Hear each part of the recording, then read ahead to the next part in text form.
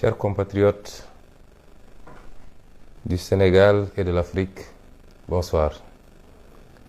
Nous venons par cette allocution nous adresser à vous pour revenir sur les événements de ce jour à Dakar, à Ziguinchor et épisodiquement dans d'autres endroits du Sénégal. À l'entame de mon propos, je voudrais d'abord m'incliner devant la mémoire des 3 disparus. Nous avons appris qu'il y a eu des concitoyens qui ont été victimes de la répression aveugle des forces de défense et de sécurité de Macky Sall.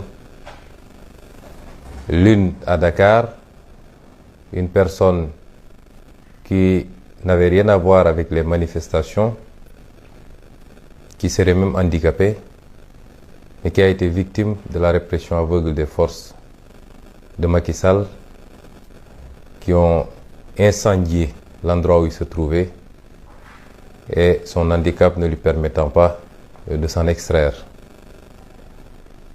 Les 2 autres ont été enregistrés respectivement à Ziguinchor et à Bignona, c'est-à-dire dans 2 départements de la région de Ziguinchor. Il s'agit notamment de M. Abdoulaye Diatta et de M. Idrissa Goudiaby. Nous nous inclinons devant leur mémoire, nous présentons à leurs familles, à leurs proches et à tout le peuple sénégalais nos condoléances les plus attristées. Et nous vous promettons que ces crimes de plus dans le registre, dans le répertoire de Macky Sall ne resteront pas impunis. Chers compatriotes, nous venons de vivre une journée qui s'inscrit dans la droite ligne de ce qu'on a vécu il y a à peine 1 an et demi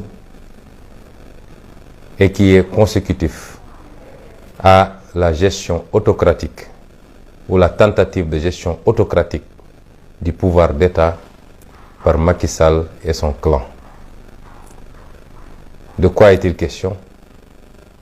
D'exercice des libertés les plus élémentaires inscrites dans notre charte fondamentale qu'est la Constitution et relevée dans toutes les lois librement votées dans ce pays, parmi lesquelles la liberté de manifester, la liberté de s'associer, la liberté d'aller et de venir, mais également la liberté de culte. Yewwi Askan Wi a déposé une information, puisque de par la loi et par la Constitution, il n'est absolument pas question d'autorisation.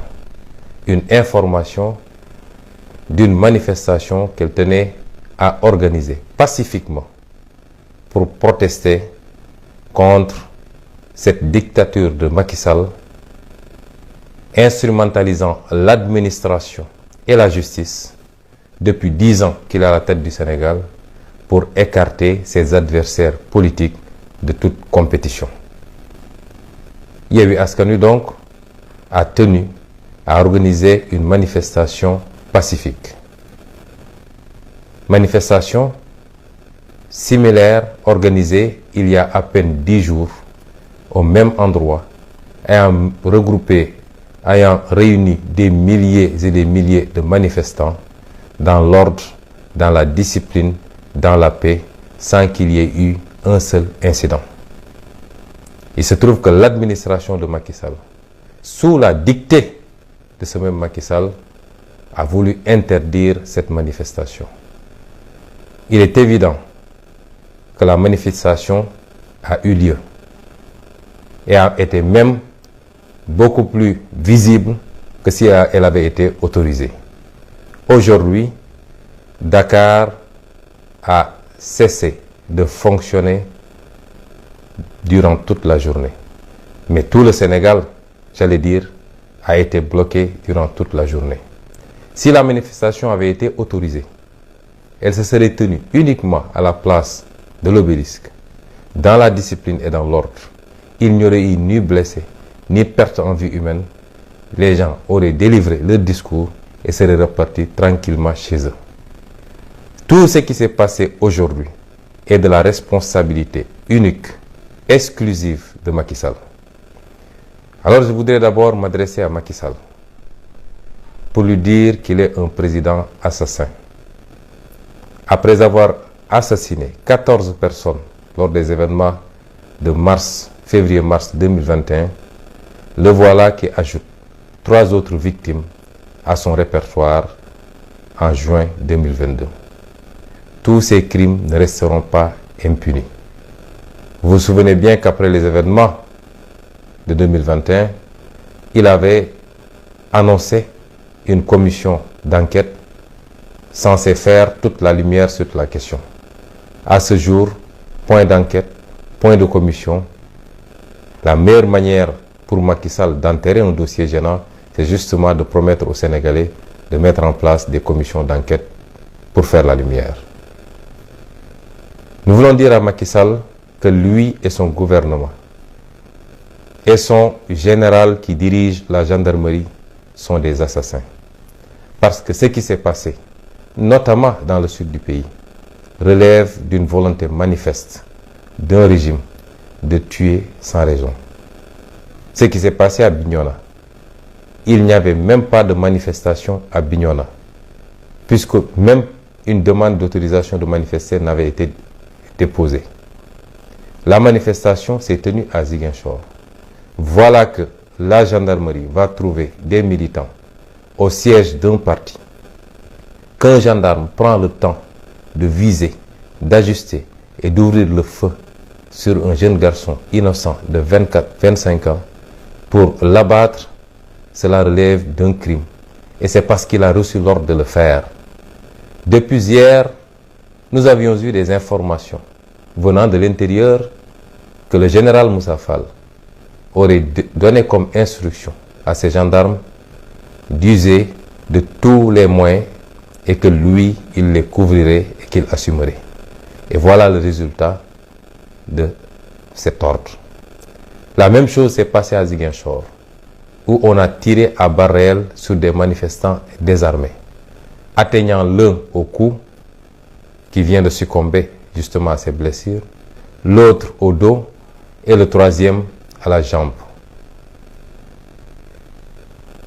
La question qu'on pose, pourquoi à chaque fois qu'il y a des manifestations au Sénégal, c'est dans le sud du pays que Macky Sall et sa gendarmerie s'autorisent à tirer à balles réelles sur les manifestants. Les manifestations ont été beaucoup plus virulentes à Dakar. Il n'a pas été fait usage de tirs à balles réelles. Mais quand il s'agit de la Casamance, on croit pouvoir tout se permettre parce que les Casamancés, aux yeux de Macky Sall, ne sont pas des êtres humains. Macky Sall vit une relation de mésestime et de haine vis-à-vis des Casamancés. Aujourd'hui, des sportifs casamancés sont adulés. Il aurait suffi qu'un seul d'entre eux décide de s'engager en politique et d'être opposant pour être traité tout de suite de rebelle. Cela reflète la considération que Macky Sall porte à la Casamance. Vous comprendrez bien l'ironie. J'en fais les frais. Jamais au Sénégal, un homme politique n'a été aussi haï, aussi détesté, aussi diabolisé sur son culte, sur sa famille, sur son appartenance régionale, ethnique. Jamais dans l'histoire de ce pays, on a vécu cela. Et aujourd'hui, Macky Sall est prêt, ou alors tente de monter tous les Casamancés pour qu'il y ait un mouvement de contestation, de protestation pour assimiler tout cela à de la rébellion et reprendre une histoire qui est largement derrière nous. Les Sénégalais ne l'accepteront pas. Le Sénégal aujourd'hui est un et indivisible. Les Sénégalais sont une nation forte et enviée dans tout le monde, avec des cousinages à plaisanterie, avec un brassage ethnique, religieux, où les gens se marient entre eux. Le Sénégal est une grande nation. Macky Sall, votre gouvernance basée sur la haine et la division ne marchera pas. Depuis que vous êtes président, on entend parler d'ethnie. Vous êtes venu avec votre slogan de Netuku Bandum, signifiant que tous ceux qui sont issus du nord du pays doivent voter pour vous parce que vous serez de cette ethnie. Aujourd'hui, tout le monde a compris que vous ne croyez même pas à votre propre ethnie. Vous essayez d'utiliser les gens uniquement pour atteindre vos fins politiques. Les Sénégalais ne vous laisseront pas brûler ce pays. Ils ne vous laisseront pas créer les démons qui ont brûlé le Rwanda, qui ont brûlé beaucoup d'autres pays. Ils ne vous laisseront pas instaurer une guerre ethnique ou civile dans ce pays. Vous serez le seul à brûler de vos tentatives avec comme seul objectif, pour ne pas dire obsession, votre maintien au pouvoir pour un mandat illimité. Ce qui a démarré aujourd'hui, M. Macky Sall, c'est le premier acte de la fin de votre règne en tant que président de la République.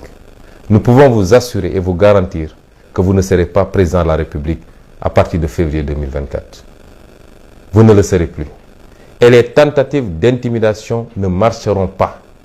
Ce que vous avez fait en Casamance, vous vous rendrez compte que demain, si on appelait à une manifestation, vous verrez encore 10 fois ou 20 fois plus de manifestants.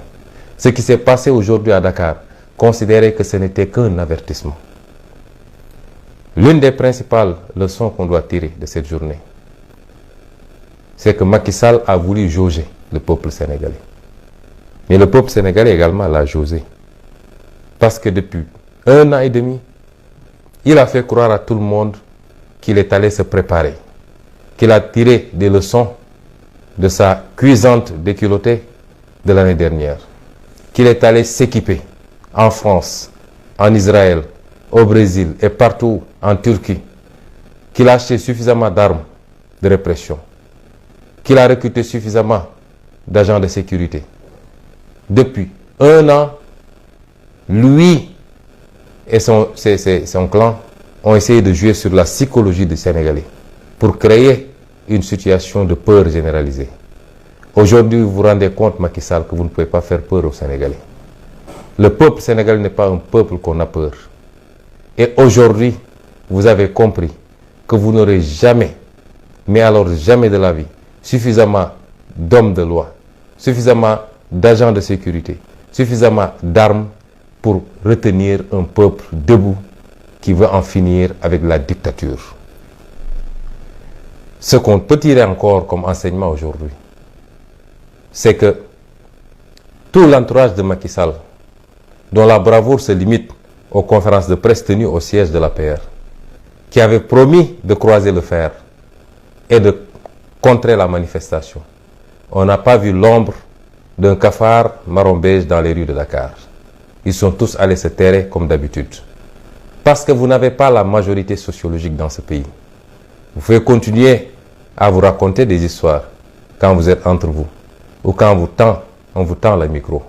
Mais vous savez très bien que vous êtes dans une minorité sociologique et politique écrasante dans ce pays. Ce qu'on peut tirer comme enseignement de la journée d'aujourd'hui, c'est que Macky Sall n'est pas un homme courageux.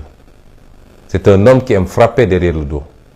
Mais quand il faut faire face à ses responsabilités, il est toujours embusqué derrière un commandement, et notamment de la gendarmerie et de la police, un commandement lâche qui est prêt à assassiner son propre peuple pour satisfaire à un président de la République complètement vomi par ses populations.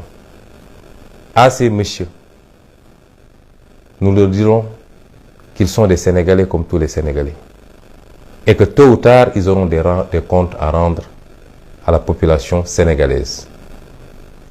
Ce que je veux dire ensuite, c'est que Macky Sall ne fera pas un 3e mandat au Sénégal. Aujourd'hui, on a posé le premier acte de son départ en 2024. Je veux dire aux Sénégalais, aux Africains qui nous suivent,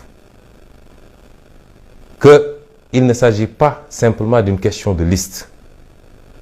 C'est la démocratie, chèrement conquise au Sénégal, qui était un modèle pour toute l'Afrique quasiment il y a quelques années. C'est les droits et libertés. Toutes choses que Macky n'a cessé de piétiner depuis plus de 10 ans. Ce sont ces questions-là qui sont en jeu aujourd'hui. Et c'est pourquoi le peuple ne l'acceptera pas.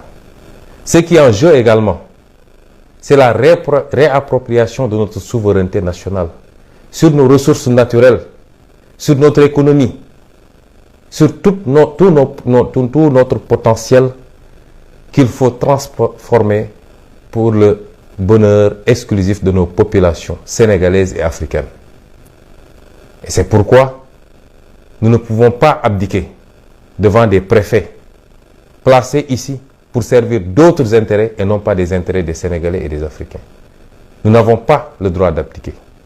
Macky Sall ne peut pas avoir plus de détermination que nous parce que nous nous battons sur la base de conviction. Lui, il se bat sur la base d'intérêts personnels et d'intérêts étrangers. Et j'en profiterai pour lancer un appel à toute puissance étrangère, et particulièrement à la France, lui demander de rester en dehors de nos affaires. L'époque est révolue, où il fallait placer ici un préfet tout puissant, l'armée, lui donner tous les moyens pour réprimer son peuple, fermer les yeux sur tout ce qu'il fait, dès lors qu'il satisfait à vos intérêts, et notamment à celles de vos entreprises et de vos multinationales. Cette époque est révolue.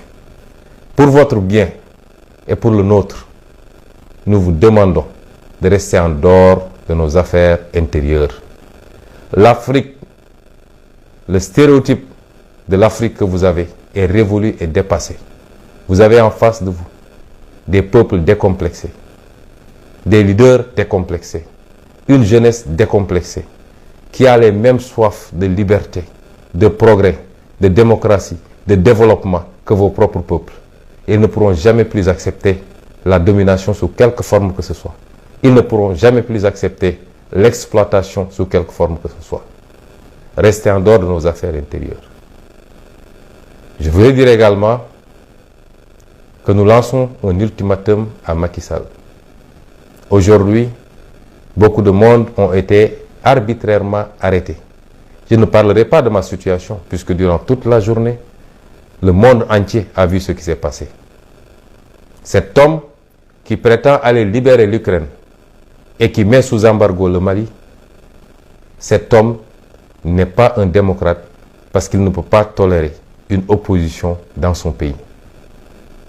Je ne suis ni en résidence surveillée, je ne suis interdit d'aucun déplacement à l'intérieur du territoire et on m'a pris d'assaut, moi et ma famille, de l'aube à maintenant, m'interdisant de me déplacer et d'aller même sacrifier à la prière du vendredi. C'est cet homme qui joue aux démocrates et qui est en train d'essayer de se tailler une image internationale.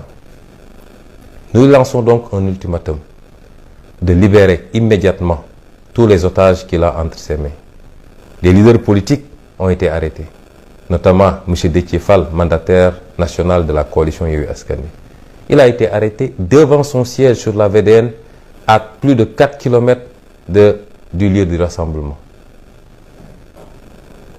M. Ahmed Aïdara, maire de Guédiawaye, il a été arrêté là-bas à Guédiawaye à quasiment plus de 15 km du lieu du rassemblement. Et au moment où on parle, ils sont encore dans les lieux de la détention. Je veux parler d'éléments de ma garde rapprochée qui, le matin, venaient tranquillement rejoindre mon domicile et ont été alpagués pour être conduits à des destinations inconnues. Je veux parler de beaucoup de militants, parmi lesquels Amadouba, Diawara et beaucoup d'autres, qui ont été arbitrairement également arrêtés et acheminés vers des destinations inconnues. Je veux parler de l'honorable député Mame Diarra Fam, arrêté arbitrairement en tant que député et représentant du peuple et placé à la section de recherche en même temps que M. Déthié Fall. M. Macky Sall, nous vous donnons un ultimatum. à libérer tous les otages politiques qui sont entre vos mains. Au-delà, nous viendrons chercher ces otages politiques, coûte ce que ça devra coûter. Je ne pourrais terminer sans lancer un appel pressant et fort à la population sénégalaise, à la jeunesse particulièrement. Depuis des jours, un travail de sabordage systématique a été entrepris par le régime. Tous les réseaux de communication et de destruction des repères mentaux ont été expérimentés et exploités par ce régime. Pour vous dire simplement à vous, la jeunesse de ce pays, que vous ne devez pas sortir manifester. Qu'il y a des leaders qui veulent vous sacrifier. Que si vous tombez lors de ces manifestations, vous serez les seuls perdants, vous et vos parents.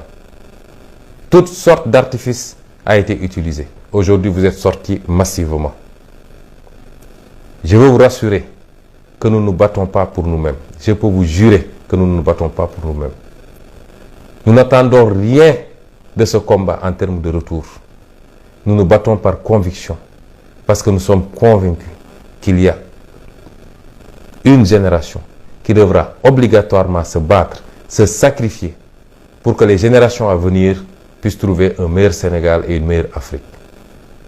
Nous prions tous les jours le Seigneur d'être de cette génération, parce qu'on ne peut pas avoir plus sublime satisfaction que d'avoir été parmi cette équipe qui a impulsé le changement qualitatif, structurel, politique, sociétal, économique que toute une nation, que tout un continent attend depuis très longtemps. Donc considérez que nous sommes les premiers à nous sacrifier quotidiennement, jour après jour, nous et nos familles, parce que nous y croyons et que nous ne gagnons rien en retour. Et nous attendons de gagner absolument rien.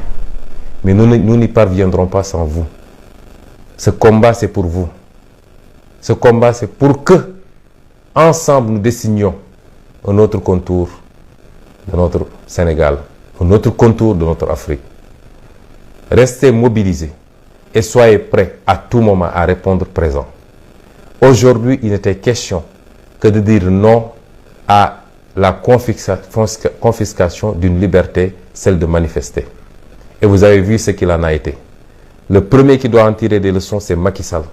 Le jour où il s'agira de dire non à son projet funeste de 3e mandat, qui n'a d'autre dessein que de s'approprier notre gaz et notre pétrole pour les livrer à des puissances occultes et à des intérêts étrangers, qui n'a d'autre objectif que de continuer à s'enrichir à coups de milliards, lui, son griot, sa famille, ses proches, au détriment du peuple sénégalais. Le jour où il sera question de ce 3e mandat, alors ce jour-là, Macky Sall saura que les Sénégalais ne sont pas ce qu'ils pensent être. Que toute son entreprise d'intimidation, de menace, n'aura servi en rien, parce que ça se jouera en quelques minutes, en quelques heures au plus tard, et il quittera le pouvoir, d'une manière ou d'une autre. Je lancerai enfin un appel, une fois n'est pas de coutume, à la presse sénégalaise. Nous avons en commun cette nation sénégalaise, qui a été construite par nos parents, par nos arrière-parents, qui ont construit un socle social solide, que tout le monde nous envoie, basé sur la tolérance, sur l'estime mutuelle, sur le vivre ensemble, au-delà de nos ethnies, au-delà de nos religions, au-delà de nos régions, sur le cousinage à plaisanterie, sur les mariages croisés interethniques. Ce socle fort qui nous a été légué ne doit pas être détruit. Or, aujourd'hui, l'espace médiatique est devenu un espace d'insultes, d'invectives, d'attaques sur la vie privée, sur la religion, sur l'ethnie, sur la région, et malheureusement relayé quotidiennement et grassement par la presse. Ne soyez pas des radios mille collines qui a détruit le Rwanda. Nous appelons à beaucoup plus de responsabilité. Parce que souvent on se plaint que lorsqu'il y a des manifestations, que les manifestants se tournent contre des organes de presse. Je le dénonce, je le déplore et je dis ici que nous n'avons jamais donné un mot d'ordre pour attaquer un organe de presse, a fortiori un journaliste qui ne fait que son travail. Mais quand on devient un support qui distille la haine du matin au soir, les insultes contre d'honnêtes citoyens, des pères de famille, des leaders d'opinion, ne soyez pas surpris que cette haine se retourne en moi ou en autre contre vous. Soyons tous responsables. Ce qu'on attend du débat politique, c'est un débat d'idées croisées sur le budget, sur nos ressources naturelles, sur l'éducation, sur la santé, sur l'agriculture, sur l'emploi des jeunes, sur la pêche, sur l'élevage, sur le transport et sur toutes les autres questions. Est-il trop demandé à une presse d'aider le Sénégal à rehausser le niveau du débat et non une presse qui est colportrice et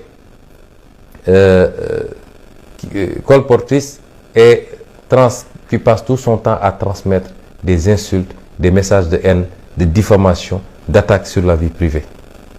Ce Sénégal nous appartient. Travaillons à le stabiliser.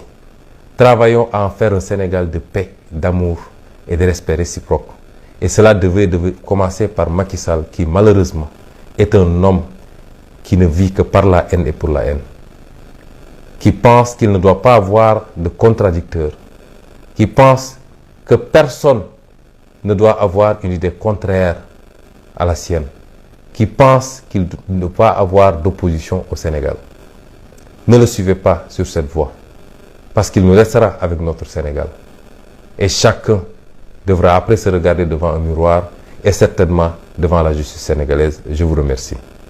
mbokk yi maa ngi leen di gërëm di leen sant di leen nuyu kenn ku nekk fi nga ne wax naa ko keroog léeg-léeg dinaa wax door sama wax ci kàllaama nasaraan ndax yàlla dafa def dañoo bëri ñu ñuy déglu di ñu seetaan fépp ci àdduna bi te ñaare dañuy bëri lu ñuy ñaxtu ci lu ñu mënul dégg li ñuy wax moo tax ñu defee ko nii mbokk yi li ñu dund tey ñun ñëpp ko dundandoo Sénégal yëngatooti na ma jàpp ni nag ni fii leeg 2024 Macky di fi jóge Sénégal dina jafe mu jóge ci yëngatu lu dul moom Macky Sall delloosi na xelam ba xam ni moomul nit ñi moomul Sénégal mu jox kenn ku nekk cër bi mu ko war a jox bu boobaa Sénégal dina nekk ci dal nekk ci jàmm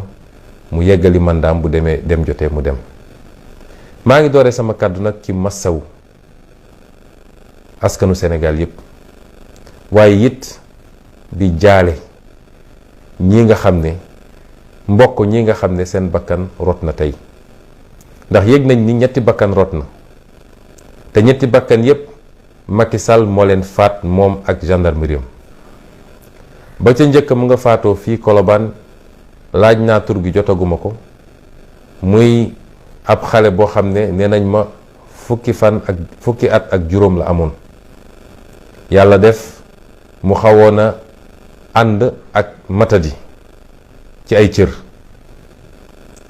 nee nañ ma fi mu nekkoon tëdd fa te ay matelas ne fa la alkaat yi dem sànni la grenade lacrymogène mu taal néeg ba taal matelas ya mu lakk fa ba médecin moo doon waxal sànq ci téléphone nee na ma buñ la wonoon fi mu nekk fi ñu ko fekk doo ko mën a xool loolu mooy police su Macky Sall ak gendarmerie Macky Sall ñu koy jaale waa këram yeneen ñaar ña ñu nga faatoo Casamance kii Bignona kii Ziguinchor te leen faat mooy gendarmerie moo jël balle réelle dóor leen ko ci ñoo xam ne boo demee Bignona manifestation amu fa woon manifestation bi Ziguinchor la woon nga ñëw fekk ay nit ci seen siège alkaati ba ci niñ ma ko waxee dafa jël temps yépp chargé fetalam toog visé defar ba mu jekk mu dóor ko bal bi ci biir bi ko xale yi di yóbbu hôpital ngeen jéggal ma wax leen ni ma koy waxee nee nañu butit da doon lang. loolu noo koy tuddee lu dul assassinat. nga dellu fële Ziguinchor ñu jël ay balles réelles dóor nañ ko ñetti nit, kenn ki ci faatu ñu ngi ko dóor ci baat, mi ngi tudd Idrissa Goudiaby. ki faatu Bignona moom moo tudd Abdoulaye Diatta. Idrissa Goudiaby mi ñu faat ca Ziguinchor ñu ngi ko dóor bal ba ca baat, bal réel. ñeneen ñaar ñi nee nañ ñu seen dund fi mu ne nii menacé wul, waaye kenn ki ñu ngi ko dóor bal ba ca gannaaw, keneen ki ñu ngi ko dóor ci tànk ba ñu ngay doog a génn bloc opératoire. foofu nag di ngeen ma may ma taxaw tuuti, parce que sénégalais il faut ñu xam lu xew. Casamance dafa dund lu métti ci ay ati at, yàlla def ñu dem ba tey loolu jeex na. mennum Macky Sall moo koy utiliser di ko politiquer.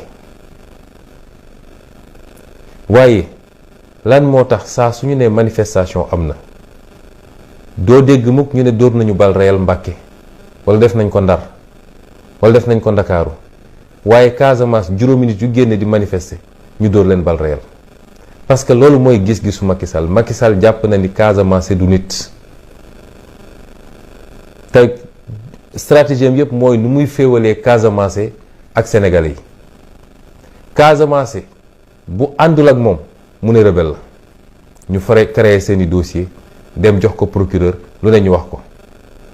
tey ñi ñu am satisfaction ci ñoom yëkkati leen ba ci kaw ci ay sportif te ñuy Casamance, ku ci newoon tey damay dugg ci politique te opposant la, suba ñu ne rebelle nga. ba ci moom ñi ànd ak moom ci politique, Benoît Sambou moom mu ànd ak moom ci politique, bu xëyoon ne opposant la ñu ne rebelle la. loolu nag il faut mu dakk, ndax waa Casamance dañoo yàgg a souffrir ci loolu. tey leader politique am na, naam dëkkul Casamance dong, waaye am na lu mu am ci Casamance te muy lu am solo, te mu am ci fierté trop nag, muy Ousmane Sonko. waaye est-ce que Sénégal mus nañu gis li ñu gis tey ci Ousmane Sonko? Senghor ba tey ji, wala ñoom Ngalandu sax laay wax ba tey ji, est-ce ngeen mus ngeen dégg ñu attaqué homme politique ci waasoom, ci ethnie bu mu bokk? est-ce que mus ngeen gis ñu attaqué homme politique ci région bu mu bokk?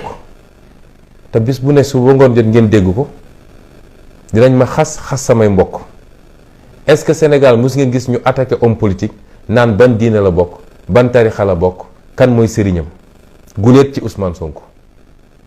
est-ce que mus ngeen gis homme politique ñu attaqué ko ci vie privée am, di wax lu bon ci ay waajuram, di wax lu bon ci ay soxnaam, di wax lu bon ci moom suba bu guddi jot? ci Ousmane Sonko la mës a am. te li gën a doy waar mooy suñuy mbokk journaliste ñoom ñooy doon les relais. wax naa léegi ci français, ñaare dara am ci manifestation ñu song ay organe de presse, ma koy ñaawlu di ko naqaru. yàlla mi ma tiim xam ne ni musuma toog ba wax nit na nga attaqué journaliste wala organe de presse. waaye nit boo xam ne da nga njaboote ci bépp fànn, bis bu ne ab journal dem ut nit boo xam ne leer la ko ni dafay ñëw saaga nit kooku, nga talal ko micro ne ko saagal ba sa xol sedd. loolu nga xam ne Macky Sall ko fi andi, muy fexe ba noonoo ak mbañeel rek mooy nekk diggante Sénégalais yi. ngalla waaye yéen la presse bu leen dugg ci loolu. la ñuy xaar ci presse mooy ñu fexe ba suñuy waxtaane dëkk bi nañu waxtaane fu kawe, mooy mbay bi fuñ ci toll, napp gi fuñ ci toll, càmm gi fuñ ci toll, école bi fuñ ci toll, paj mi fuñ ci toll, li ñu yàlla may ci wërsëg muy pétrole, gaz, or, zircon, fan lañ ci toll, ndaw ñiy bëgg a liggéey te amuñu liggéey fan lañ ci toll. loolu mooy débat politique. mais xëy su ba ngoon jot am Ousmane Sonko, andil Ousmane Sonko. loolu bu leen doon rajo mille collines. Rwanda le ko taal presse da cee bokk. saa soo waxee nag coow li bëri, waaye nañu delloo suñu xel, réew mi ñoo ko bokk. réew mi ñoo ko bokk. Macky day dem bañu fi, nañu seet nu ñuy doxalee te rafetal. kon li xew tey Sikicoor jaaduwut te dafa war a dakk nag. te mënuñoo xoqatal waa Sikicoor wala ñu boole leen nag askanu Sénégal ba yaakaar ni wala ñuy leen di essayer boole ak askanu Sénégal ba yaakaar ni loolu dina leen tere def ëllëg suñu wootee waatoon manifestation li ngeen gis tey ci Ziguinchor di ngeen gis lu ko ëpp juróom parce que ku xamul waa Ziguinchor moo jàpp ni mun na ko xoqatal manifestation amoon na Dakar tey te moo gënoon a métti trop ndax fu ne taal nañ ko waaye est-ce que gis ngeen ñu tiire fi bal réel lan moo tax ñu tiire bal réel fële te loolu lépp nag Moussa Fall la général Moussa Fall ndigal gi mu joxoon alkaati yi démb mooy na ngeen def répression mooy ku yëngatu na ngeen duma na ngeen jëfandikoo seen jumtukaay yépp man maa leen di couvrir lu munti am man maa leen di couvrir loolu moo andi lii wax naa sànq nag ci sama waxtaan ni fan yu néew ci kanam dinaa dellu si wax leen yéen waa Sénégal li tax Macky Sall def bakkanam ci nguur gi ak li tax ñu mel ni Moussa Fall fas yéene rey seen bopp pour Macky Sall mun a nekk ci nguur gi loolu du waxtaanu tey jox naa leen dig daje ci lu kanam te lu ma leen di wax rek dama leen tegal firnde ak kayit yu leer kon tey li xew li ko andi mooy Yewwi Askan Wi xañ nañ ko ci lu dul dëgg te ñii juróom-ñaari nit ñi ñuy wax sage conseil constitutionnel yi tey suñu tëddee waruñu nelaw de ndax ñi dee ñoom ñoo leen rey waa DG ak Antoine Diome bu ñu tëddee waruñu nelaw de ndax ñett seen bakkan faatu ñoom ñoo leen faat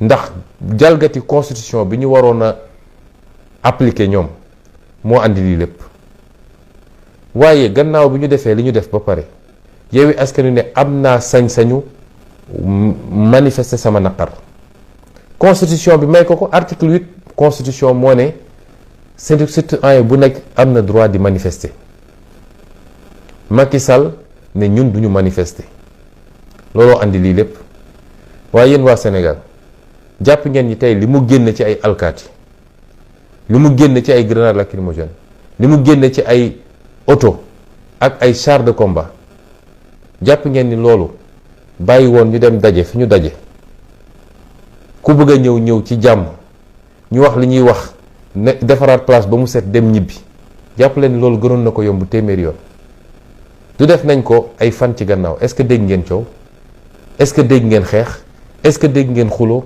est-ce que grenade tàkk na fa est-ce que bakkan rot na fa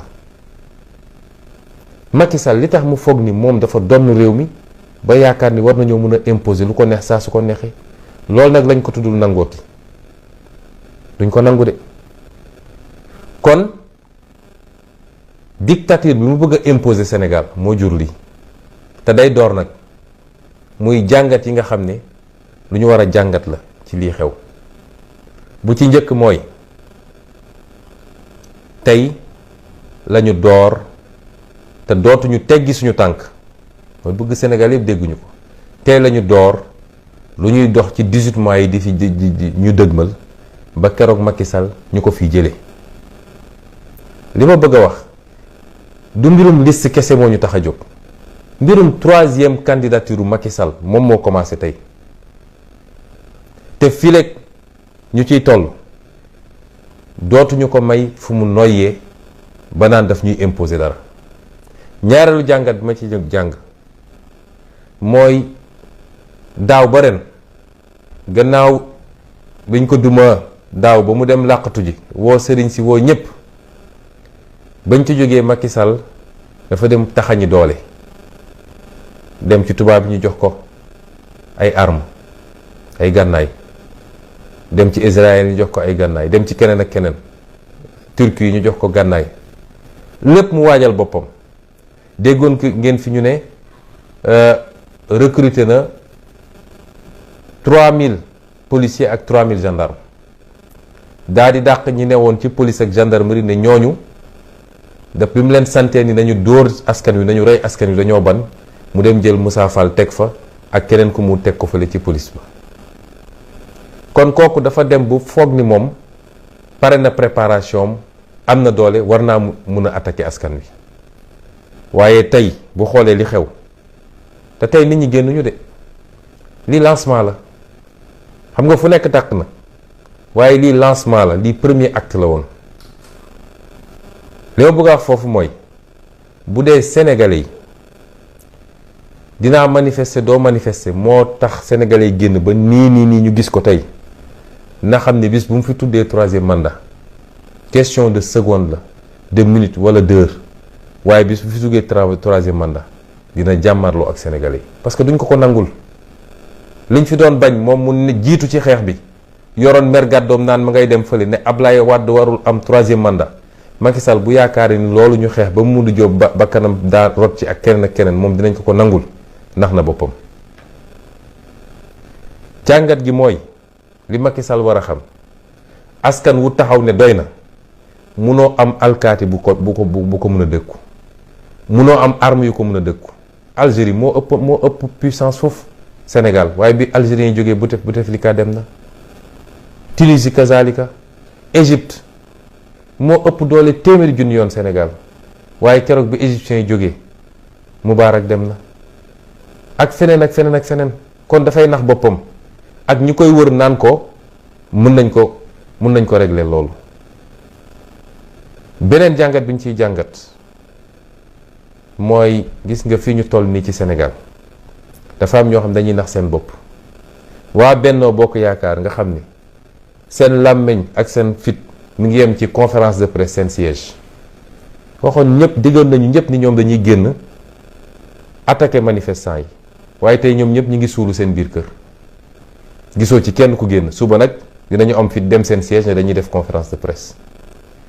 lañ cay jàngat mooy Macky Sall xamal ni sénégalais yi wàccu nañ la. minorité sociologique ak politique nga fii ci Sénégal yow ak ñi nga àndal ak ñi lay jàppale ak ñi lay jay minorité sociologique nga fii biir Sénégal fi mu toll nii. beneen bi ma ciy wax mooy bataaxal bu may yóbbante waa bitim réew rawatina nag waa France.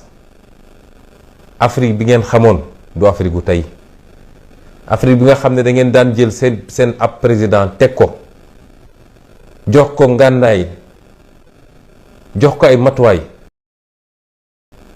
ne ko dóoral rayal tëjal kaso fii léegi yaa ngi may signal li ma bëgg, soo amee pétrole jox ma, soo amee or jox ma, soo amee jamaa jox ma, la ci des yëpp sama yoon newu ci. Afrique boobu jeex na. peuple yi ngeen gis tey du peuple yu am complexe, dirigeants yi ngeen gis tey du dirigeants yu am complexe.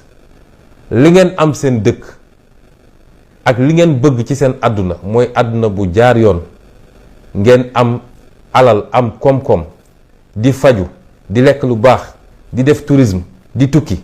noonu lañ ko buggee ñun ak suñuy njaboot. gënu leen ñu. kon ñoom Macky Sall ñi ngeen fii teg ak ñoom Alassane Ouattara ak ñoom keneen ak keneen, loolu xeetu dirigeant boobu jeex na Afrique.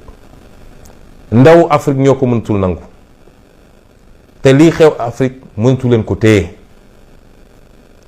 du mbirum Ousmane Sonko. bu ngeen faagagaloon tey Ousmane Sonko tey la waalo di gën a aay, ndax ay téeméeri Ousmane Sonko ñu ngi fi.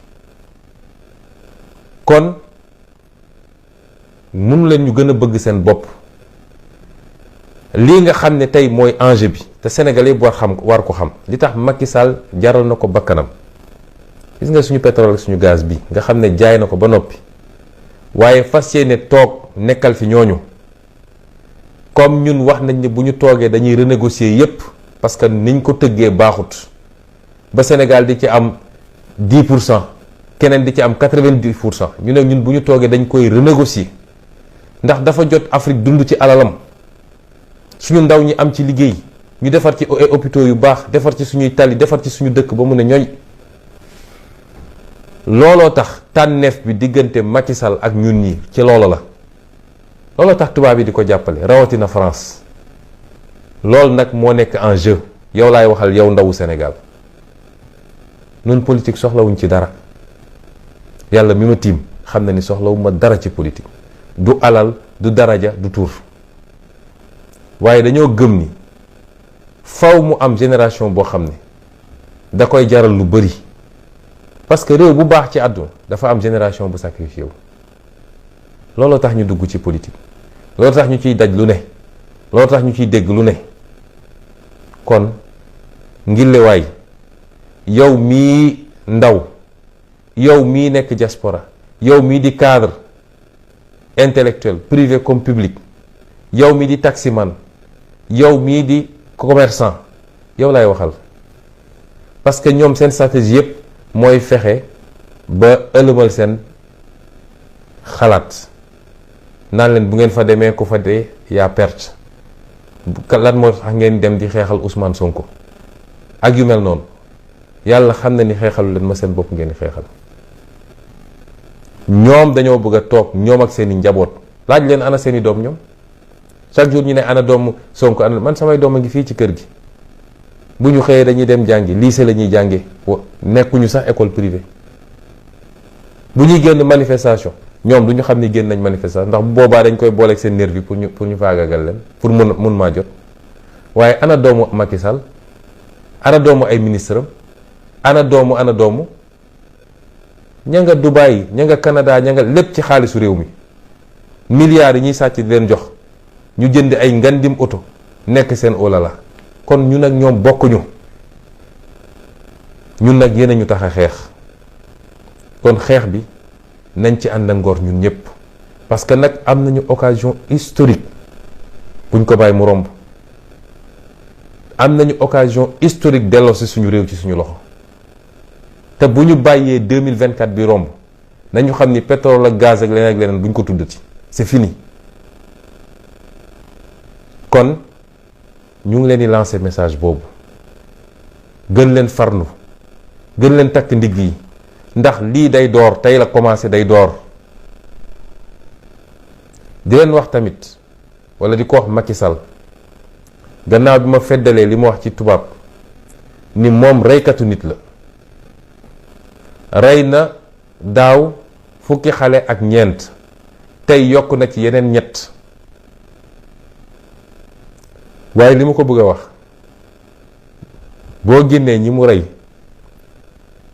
féetale fële génne ñi mu gaañ féetale fële am na ñu mu teg loxo téye leen ci ay prison am ay commissariat am tey bokk na ci ay kilifa ci suñu coalition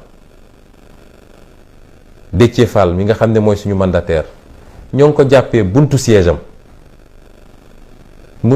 a ngi fii VDN manifestation place de l'Obélisque sañu waxoon mu génn siège am ñu jàpp ko yóbbu boobu ba léegi ñu ngi koy wërle sànq lañ ñu wax ni ma nga fële section recherche nee nañu dañ ko notifier garde à vue pour xoqatal ko rek il faut ñu def tout ba téye ko ci week-end bi soxna Mame Diarra Fam te ñaar ñooñu ñëpp ay député lañ te kenn jàppu leen ci flagrant délit parce que place de l'Obélisque dañ tere jàppewuñ leen foofu tey ñu ngi leen teg loxo yóbbu leen fu kenn xamul am ay militants yu bari yu ñu jàpp it ku ci mel ni Amadou Ba nga xam ne Sénégal yëpp xam nañ ko ci plateau yi ak ñi mu àndaloon ñoom Diawara sama waa garde rapproché am na juróom benn yu ñu ci jàpp defuñu dara lu xëy jël seen oto wàcc kër góor gi di ñëw sama kër ñu jàpp leen fii ci bopp koñ bi yóbbu boobu ba léegi ñu ngi central avocat yi sax nanguwuñu ñu gis leen ak keneen ku ñu jàpp ci jeunes yi fàtte naa Ahmed Aïdara nga xam ne maire Guédiawaye la ñoo ngi ko jàppee Guédiawaye mi ngi à 15 kilomètres de la place de l'Obélisque boobu ba léegi ñu ngi ko téye commissariat Guédiawaye may wax Macky Sall nag que ñu ngi koy jox ak àpp pour ñi mu jàpp ñëpp mu wàcc leen ñu dem seen kër ndax bu àpp boobu weesoo bu leen wàccul dañ leen dem jëli loolu nag dama koy fàttali waxu démbam ndax 2011 bi manifestation amee ñu jàpp ñenn ñi dafa génn taxaw ne Ablaye Wade boo bàyyiwul ñi nga jàpp ñun dinañ leen ñëw jël si donte nag ñuy jàpp ñun ñëpp dinañ leen ñëw jël si ci commissariat yi ma fàttali ko wax jooju bu bàyyiwul ñi mu jàpp te jàpp leen ci dëgg dinañ leen jël si kon lii lañu bëggoon waxtaan ak yéen gannaaw bu ñu ñaawloo doxalinu Macky Sall massawu Sénégalais yi ndax mérité wuñu woon président bu mel nii wallahi Sénégal mérité wul woon ku mel ni Macky Sall ndax fi ñu jaar ba alternance am 2012 ku ne woon Sénégalais yi 10 ans plus tard lu mel noonu wala lu ko raw lañuy jokkonteel kenn du ko gëm. kon maa ngi massawu Sénégalais yi dañuy wax ni un peuple n'a que les dirigeants qu'il mérite, mais le peuple sénégalais ne mérite pas Macky Sall. ndax Sénégal musul wàcc niveau bi ci wax lu dul dëgg, ci jël alalu réew mi, ci sosalaate, ci wax ju ñaaw ak saaga ak fay ay saagakat ñuy wër di saaga suba ngoon jot ku ci saaga ba giif nga woo ko pale jox ko xaalis. Sénégal musul wàcc niveau bi te loolu du aada Sénégal du culture Sénégal. kon massawu Sénégalais yi ndax mérité wuñu Macky Sall waaye woo leen ñu mobiliser wu ndax ñoo moom Sénégal te ñoo koy defar. kon ñoo ngi leen di gërëm di leen sant di jaalewaat ñi nga xam ne tey tiis dal na seen kaw muy lu yokk ci répertoire Macky Sall. li fi xew nag xew na fu ne. gis nañu ba siège u Pastef nga xam ne seen yoon newu ci gendarme yi dem ne dañuy dajji bunt bi lan lañ doon ut ci biir nga dégg nañ ko ci dañ faa bëgg a dugal drogue dañ faa bëgg a dugal ay gànnaay bu ñu paree ne Sonko ko fa dugal MFDC nii nangam lañ la ñuy uti ci siège u Pastef. siège dafay dox di dem manifester siège baa ngi VDN dafa mun a dem place de l'Obélisque lépp gis nañ ko tey ci bésu tey bi. waaye lii lépp nag li muy firndeel foofu laay daanele mooy nguur gu jeex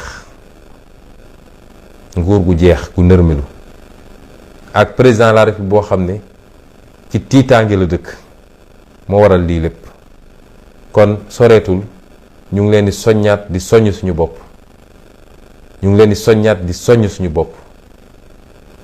di ñaan borom bi mu jàppale ñu parce que révolution bi ma doon wax dafa ñor ba noppi nañ ko yeggali te ñaan yàlla mu yegg ci anam nu mu gën a seddee. ñu ngi leen di gërëm di leen sant di leen souhaiter une bonne nuit. Assalaamu aleykum wa rahmatullahi wa barakatuh.